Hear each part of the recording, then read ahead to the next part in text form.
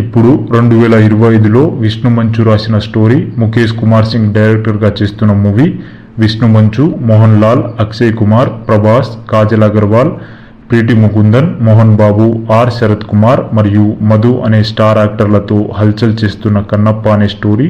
అందులో special character Kannappa. దక్షిణ భారత సాంప్రదాయాలలో హిందూ దేవుడైన శివుని భక్తుడు కన్నప్ప. అతని కథ ఆంధ్రప్రదేశ్లోని శ్రీకాళహస్తీశ్వర ఆలయంలో దగ్గరి సంబంధం కలిగి ఉంది.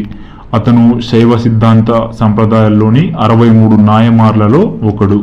మొదట్లో వేటగాడు అయిన కన్నప్ప శివలింగానికి తన భక్తిని అర్పించి సాధారణ నైవేద్యాలు సమర్పించి చివరికి తన కంటిలోని ఒకదాన్ని త్యాగం చేశాడు. రెండవ దాన్ని అర్పించడానికి సిద్ధమవుతుండగా శివుడు ప్రత్యక్షమై అతన్ని ఆపాడు అని పురాణాలు చెప్తున్నాయి.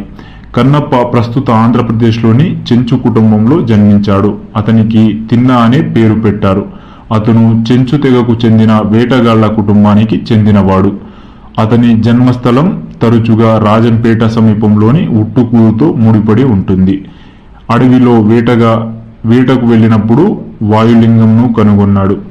అప్పటి నుండి కన్నప్పకు శివుని పట్ల భక్తి మొదలైంది. అతను తన నోటి నుండి నీరు మరియు వేట నుండి మాంసంతో సహా తనకు సాధ్యమైన ప్రతిదాన్ని శివునికి నైవేద్యాల రూపంలో సమర్పించాడు. ఈ చర్యలు అసాధారణమైనప్పటికీ వేటగాడి నిజాయితీకి మరియు స్వచ్ఛమైన హృదయం కారణంగా శివుడు అంగీకరించాడు. కన్నప్ప ఒకసారి లింగం యొక్క కన్ను నుండి రక్తస్రావం అవుతుందని గమనించాడు.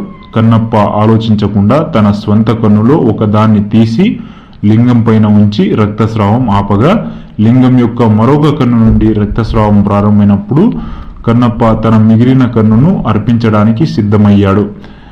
అతను తన రెండవ కన్ను తీశాక తనకి శివుని కన్నులో రక్తస్రావం ఉన్న చోటు కనిపించదేమోనని కన్నును సరిగ్గా ఉంచడానికి తన పాదంతో ఆ ప్రదేశాన్ని గుర్తించాడు.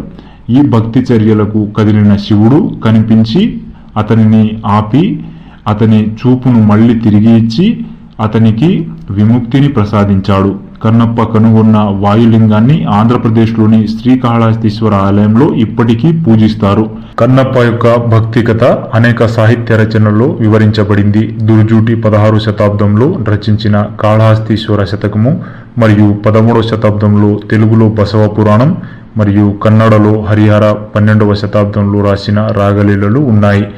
తమిళ శైవ మతంలో కన్నప్ప తన భక్తికి గౌరవించబడ్డాడు మరియు అతని కథ 12వ శతాబ్దపు 63 నాయన్ల తమిళ చరిత్ర అయిన పెరియ పురాణంలో నమోదు చేయబడింది.